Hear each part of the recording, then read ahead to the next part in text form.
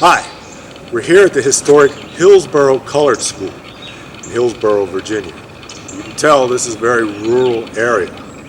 This is a school that served the colored population in Hillsboro for many years and closed in 1948 when Carver opened. But in the 1920s, 30s, this was a school for blacks in this area. And how did they get here? Primarily they walked. The road here is not as accessible as the one in front of the Hillsboro White School, Route 9. This is a one-lane gravel road. You can use your imagination. Back in the 20s and 30s, it could have been filled with potholes and other obstructions that would make driving a wagon or even a car very, very dicey here. So accessibility was not its forte. I like this school for a couple of reasons. Aside from its historic nature, this is a private property now. But there's a family legacy. The Furs, who not only went to school here and lived in this area, but also there were Furs who were teachers in the Loudoun County public school system. I want to talk specifically about Gertrude Fur and her family. Gertrude was born in 1916 and her brother 1918. Shortly after their births, their mother died. Their father moved the family to New Jersey, where he had relatives to help him raise these two small children. But when they were old enough, they returned to Hillsboro. Okay? And Gertrude started school here. Okay?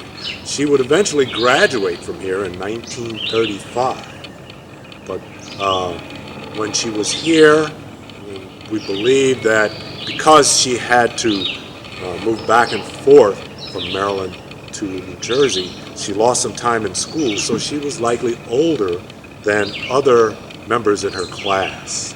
But I wanted to read you something written by Gertrude Fur. The title is Springtime. There's no date, but we're pretty sure it was written while she was here.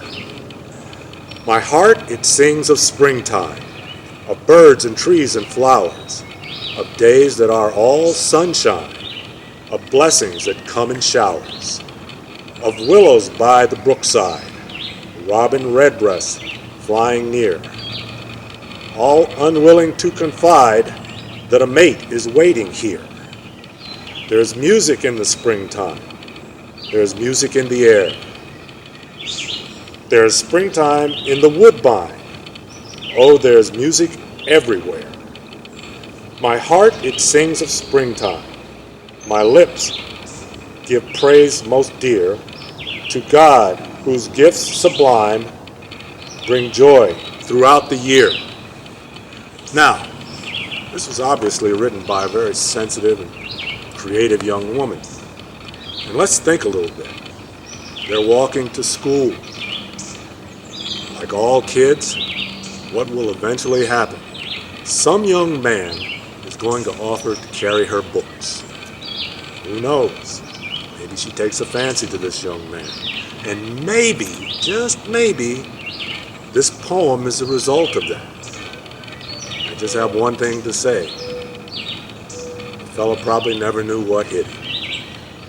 Okay, now, Gertrude had a daughter, Mary.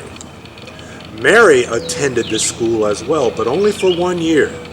Mary was born in 1940 and started attending the school 1946-47. Carver opened in 1948. This school closed and Mary started taking the bus to Carver.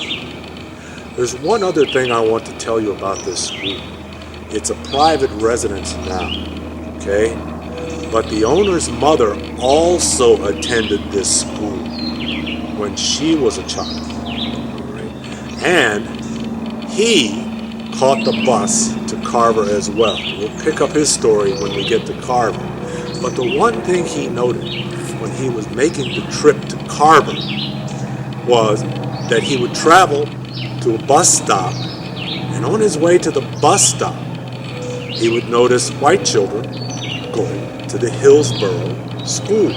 off Route 9, the local school.